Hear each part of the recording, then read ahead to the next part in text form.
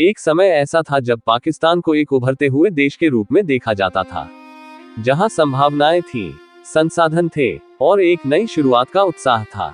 लेकिन आज वही देश आर्थिक संकट, महंगाई, बेरोजगारी और राजनीतिक अस्थिरता जैसी समस्याओं से जूझ रहा है।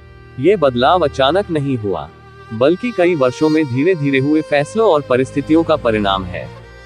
1947 में जब पाकिस्तान बना, तब यह एक नए सपने के साथ अस्तित्व में आया। लोगों को उम्मीद थी कि ये देश तेजी से आगे बढ़ेगा, लेकिन शुरुआत से ही इसे कई चुनौतियों का सामना करना पड़ा। विभाजन के कारण लाखों लोग विस्थापित हुए, संसाधनों पर दबाव बढ़ गया और नई सरकार को एक साथ कई समस्याओं से निपटना पड़ा।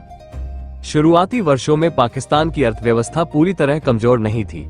कृषि क्षेत्र मजबूत था, कपड़ा उद्योग तेजी से बढ़ रहा था और अंतर्राष्ट्रीय स्तर पर भी समर्थन मिल रहा था। लेकिन यह विकास लंबे समय तक टिक नहीं पाया, क्योंकि देश के अंदर राजनीतिक स्थिरता की कमी थी। राजनीतिक अस्थिरता पाकिस्तान की सबसे बड़ी समस्याओं में से एक रही है। स्वतंत्रता के बाद से ही वहां सरकारें बार बार बदली गई। कोई भी सरकार लंबे समय तक टिक नहीं पाई। हर नई सरकार नई नीतियां लेकर आई, जिससे देश में स्थिरता नहीं बन पाई और इसका सीधा असर अर्थव्यवस्था पर पड़ा। जब किसी देश में स्थिर सरकार नहीं होती, तो निवेशक वहां निवेश करने से डरते हैं। यही पाकिस्तान में भी हुआ। विदेशी निवेश धीरे धीरे कम होने लगा और देश की आर्थिक स्थिति कमजोर होती चली गई। इसके अलावा पाकिस्तान की राजनीति में सेना का प्रभाव भी एक बड़ा कारण रहा। कई बार सेना ने सीधे सत्ता संभाली, जिससे लोकतंत्र कमजोर हुआ और नीतियों में निरंतरता नहीं रही। इससे देश की अंतर्राष्ट्रीय छवि भी प्रभावित हुई। जब दुनिया के अन्य देश आगे बढ़ रहे थे, तब पाकिस्तान आंतरिक संघर्षों में उलझा रहा। इससे शिक्षा, स्वास्थ्य और उद्योग जैसे क्षेत्रों पर ध्यान कम हो गया और विकास की गति धीमी पड़ गई। आर्थिक प्रबंधन की गलतियां भी पाकिस्तान के गरीब होने का एक बड़ा कारण है। देश ने अपनी आय से ज्यादा खर्च किया, आय के स्रोत मजबूत नहीं बनाए गए, टैक्स सिस्टम कमजोर रहा और सरकारी खर्च लगातार बढ़ता गया। जब खर्च आय से ज्यादा होता है, तो सरकार को कर्ज लेना पड़ता है। पाकिस्तान ने भी यही किया। अंतर्राष्ट्रीय संस्थाओं से बार बार कर्ज लिया गया, लेकिन इन कर्जों का सही उपयोग नहीं हो पाया, जिससे कर्ज बढ़ता गया और अर्थव्यवस्था और कमजोर होती गई। महंगाई पाकिस्तान में एक गंभीर समस्या बन गई। जरूरी चीजों के दाम लगातार बढ़ते गए। आम लोगों की आय उतनी तेजी से नहीं बढ़ी, जिससे लोगों की खरीदने की क्षमता कम होती गई। ऊर्जा संकट भी एक बड़ा कारण बना। बिजली की कमी और महंगी ऊर्जा ने उद्योगों को प्रभावित किया। कई फैक्ट्रियां बंद हो गई, जिससे बेरोजगारी बढ़ी और उत्पादन घट गया। बेरोजगारी बढ़ने से लोगों की आर्थिक स्थिति और खराब हो गई।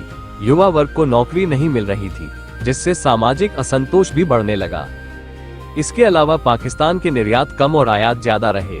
इसका मतलब ये हुआ कि देश बाहर से ज्यादा सामान खरीद रहा था और कम बेच रहा था। इससे विदेशी मुद्रा भंडार पर दबाव बढ़ा। जब विदेशी मुद्रा कम होती है, तो देश की मुद्रा कमजोर हो जाती है। पाकिस्तान की मुद्रा भी धीरे धीरे गिरती गई, जिससे आयात और महंगे हो गए और महंगाई और बढ़ गई। अंतर्राष्ट्रीय संबंध भी पाकिस्तान की अर्थव्यवस्था पर असर डालते रहे।